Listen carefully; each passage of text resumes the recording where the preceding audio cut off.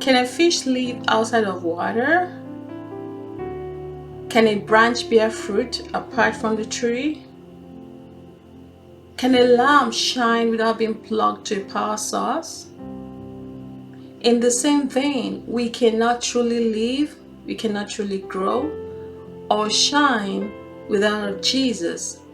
He is our source of life. Therefore, life without Jesus is meaningless. Welcome to Liberation Time. My name is Ada.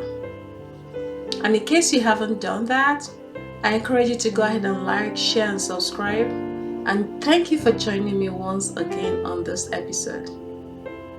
Life without Jesus is meaningless because Jesus gives our life purpose.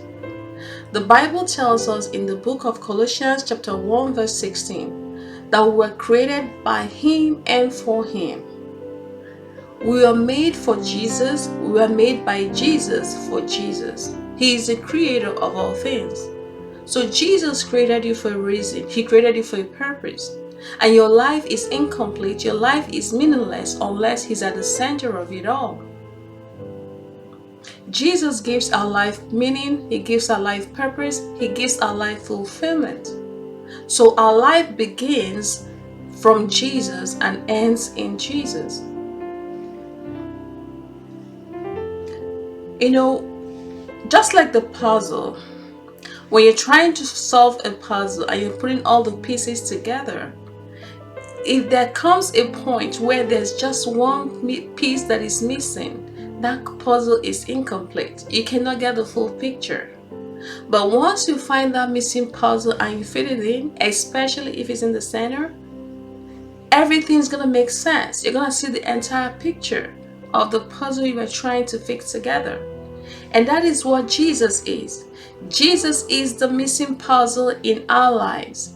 And until we find Jesus and put Him in the place that He fits into our lives at the center of it all, the whole puzzle, the entire picture that we're trying to fit in by getting all the different parts together, it's not going to be meaningful. It's going to be meaningless because the missing piece is not there. Jesus is the missing puzzle. And you must find Jesus and find Him on time so that He can make the rest of your life complete. Have you found the missing puzzle? Have you found Jesus? You see, life on earth here, we pursue things. We pursue money, success, academia, certificates.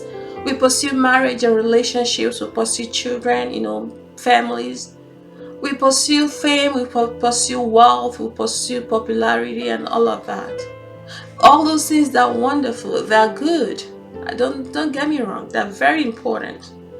We pursue the pleasurable things of life, the yachts, the airplanes, the private jets, the cars, the clothes, the wardrobe, the shoes and the bags. We pursue all those things in life. They're all wonderful. But then there are all the other parts of the puzzle. Jesus is the centerpiece. It is the center puzzle. And until you find Jesus, the rest of these things do not make any sense. Jesus is the one that fits everything together. So in as much as we pursue all those things in life, we must ensure that first of all, we have the missing piece, we have the centerpiece, which is Jesus Christ, and then all the other things can now fit together. The Bible tells us that Jesus is the foundation of our lives. It said, "No man, therefore there is no other foundation that anyone can lay except that which is laid, which is Jesus Christ." And so when Jesus is the foundation, the centerpiece, the missing piece, the missing puzzle in your life, when He's found and He's in place, then every other thing can fit together beautifully. And that's when everything will have meaning. But until the Jesus is at the foundation of our lives, until He's the centerpiece of our lives, then our lives is incomplete. You see, it's not just for this present life that we're talking about. Even eternally, life without Jesus in eternity, it's not just meaningless, it is a terror. It is a tragedy. It is something that should not even be thought about, but it is real. Life in eternity without Jesus, it's a place that is headed for hell. hell is real. Hellfire is also real. And this is the worst place that one can imagine. This is a place that God created specially for Satan. Some people wonder, say, how can a good God, a loving God, send people to hell? First of all, God did not create hell for human beings. He created hell because hell was specially designed as a place of punishment for Satan. God wanted a place where he was going to deal with Satan for all that he did to us, for all the atrocity that he committed against God.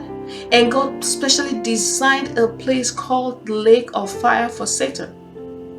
So it's not a place that God designed for humans. So it is at the very height of pain, of torture, of torment. It is at the worst, at the very height of it, because it was specially designed for the devil. However, anybody that decides to follow Satan to go there, is not God sending them there. They're the ones that are willingly deciding to follow Satan, to accompany Satan to his place. So we shouldn't be claiming that, oh, how can a good God send people to hell? God is not sending anyone to hell. People are deciding by themselves of their own free will to follow Satan and accompany him to his place of punishment.